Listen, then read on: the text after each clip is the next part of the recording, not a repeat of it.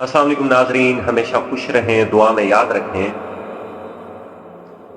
مجھے دو سوالوں کے جواب ڈھونڈنے میں کافی مشکل کا سامنا کرنا پڑ رہا ہے۔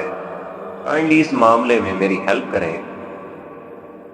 دیکھیے، ایک شخص جس نے اپنی زندگی کی 30-35 بہاریں دیکھ لی ہوں، کوئی پروفیشنل ڈگری ہولڈر ہو، کوئی پروفیشنل ایتھلیٹ ہو، کوئی پروفیشنل ٹیچر ہو،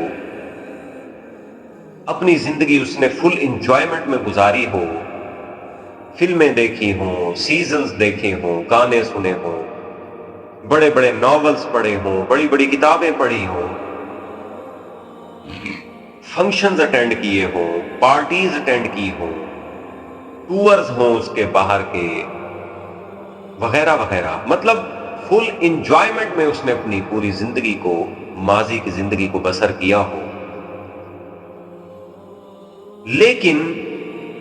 لیکن اس نے اپنے ان گزشتہ 30-35 سالوں میں ایک بار بھی، صرف ایک بار بھی قرآن کو ترجمے کے ساتھ نہ پڑھا ہو، نہ سمجھا ہو، تو اس کا قصوروار کون ہے؟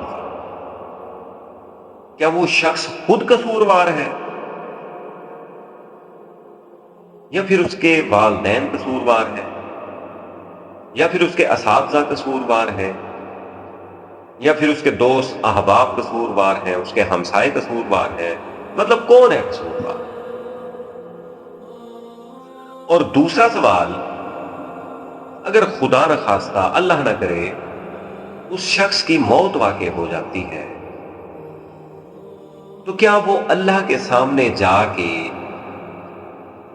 یوں جواب دے سکتا ہے کہ یا اللہ، تو نے مجھے صرف 30-35 سال دیے، تو نے مجھے زندگی ہی نہیں دی، تو مجھے وقت تو دیتا تاکہ میں تیری کتاب کو کھول کے پڑھتا، سمجھتا، اس پہ عمل کرتا، اس کی آگے تبلیغ کرتا۔ تو نے مجھے جلدی واپس بلا لیا، میں کہاں سے پڑھ سکتا تیری کتاب اتنے کم عرصے میں؟ یا پھر وہ اللہ کے سامنے یہ جواب دے سکتا ہے کہ یا اللہ، زندگی میں دکھ، درد، تکالیف، مصیبتیں اتنی دیکھیں، بار بار ایکسیڈنٹ ہوئے، درد کا سامنا کیا، مصیبتوں کا سامنا کیا، پریشانیوں کا سامنا کیا، اس وجہ سے میں تیری کتاب نہیں پڑھ پایا، ورنہ میں نے ضرور پڑھنا تھا، میں نے اس پہ عمل کرنا تھا، اسے آگے پہنچانا تھا، بس اس وجہ سے میں تیری کتاب نہیں پڑھ پایا۔ یا پھر وہ اللہ کو یہ کہہ سکے گا کہ یا اللہ، میں روزگار کے چکر میں اتنا مصروف رہا کہ میں نہیں پڑھ سکا تیری کتاب کو۔